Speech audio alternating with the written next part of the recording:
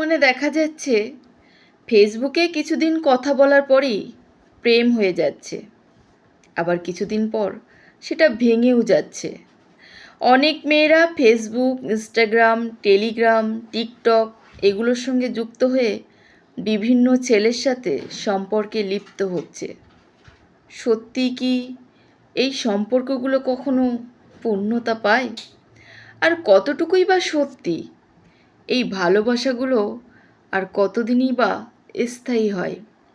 এই সম্পর্কগুলো এমনও দেখা গেছে, একটা মেয়ে বাড়িতে তার স্বামী সন্তান আছে, তারপরেও মেয়েটা ফেসবুকে ছেলেটার সঙ্গে রিলেশনে জড়িয়েছে।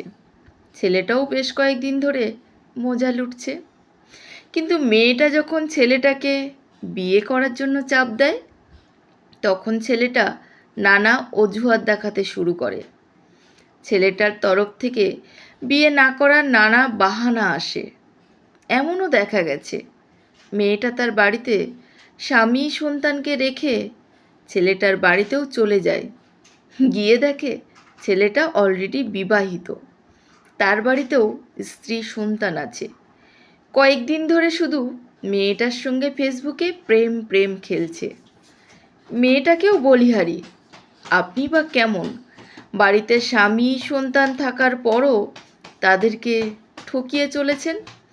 বাড়ি ছেড়ে বর্তমানে অনেক ছেলে প্রবাসী, তারা বিবাহিত কিন্তু নিজেদেরকে সিঙ্গেল বলে দাবি করে। তাই দিদি বা বোনের কাছে আমার একান্ত অনুরোধ, কারো সঙ্গে রিলেশনে জড়ানোর আগে ছেলেটা কেমন, সে বিবাহিত কিনা, তার সন্তান আছে কিনা, এসবগুলো অবশ্যই যাচাই করে নেবেন। কারণ কোনো রিলেশনে লিপ্ত হওয়ার পরে তার সাথে দুদিন পরিচয় হয়ে তার কথায় মুগ্ধ হয়ে সম্পর্কে জড়াতে যাবেন না। তার বিনিময়ে আপনি শুধু কষ্টই পাবেন। মনে রাখবেন, মানুষ দূর থেকেই সুন্দর, কাছে গেলেই তার আসল চেহারা বেরিয়ে পড়ে। তাই এইসব ফেসবুক, ইনস্টাগ্রাম, টেলিগ্রাম এইসব জায়গায় প্রেমের ফাঁদে না পড়ে বাস্তব সম্পর্কে বুঝতে শিখুন, জানতে শিখুন। এসবটা বিনোদনের জন্য। কখনোই এইসব রিলেশনের মধ্যে নিজেকে জড়িয়ে নিজেদের জীবনটাকে নষ্ট করতে যাবেন না। আপনি আপনার স্বামী সন্তান নিয়ে সুখে থাকুন, এটাই কাম্য। আপনি হয়তো আপনার স্বামীর কাছে সামান্য কষ্ট আঘাত পেয়ে ভাবছেন অন্য ছেলেটি হয়তো আপনাকে সুখে রাখবে, ভালো রাখবে। না বোন, কখনোই নয়।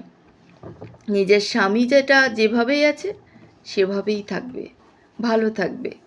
কিন্তু অন্য কোনো ছেলের সাথে রিলেশনে জড়ালে দেখবে শুধু তোমারই ক্ষতি, কষ্টটা তুমিই পাবে। তাই এখন থেকেই সাবধান হও, এইসব প্রেমে মুগ্ধ হয়ে হারিয়ে যাবেন না। ভালো থাকবেন সবাই, সুস্থ থাকবেন।